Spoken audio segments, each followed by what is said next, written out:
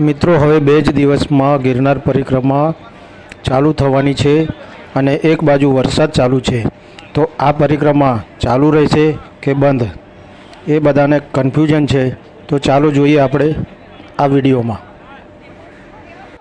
ગરવાગઢ ગિરનારની ગોદમાં યોજાતી પરંપરાગત લીલી પરિક્રમા પર આ વખતે કમોસમી વરસાદનું ગ્રહણ લાગવાની શક્યતા છે. છેલ્લા 2 દિવસથી વરસી રહેલા વરસાદના કારણે 36 કિલોમીટરનો જે જંગલનો રસ્તો છે તે સંપૂર્ણપણે ધોવાઈ ગયો છે, જેનું વન વિભાગે રિપેરિંગ કરાવ્યું હતું. 31 તારીખે પણ જૂનાગઢમાં ભારે વરસાદની આગાહી છે, જેના કારણે તંત્ર મૂંઝવણમાં મુકાયું છે. 2 નવેમ્બરે પરિક્રમા શરૂ થવા જઈ રહી છે, પણ અન્ન ક્ષેત્રના સંચાલકોને હાલ આ રસ્તા પર જવા પર પ્રતિબંધ ફરમાવી દેવાયો છે. વન વિભાગે યાત્રિકોને અપીલ કરી છે કે સત્તાવાર જાહેરાત ન થાય ત્યાં સુધી કોઈએ જૂનાગઢ ન આવવું. જો વધુ વરસાદ પડશે તો પરિક્રમા બંધ રાખવાનો નિર્ણય પણ લેવાઈ શકે.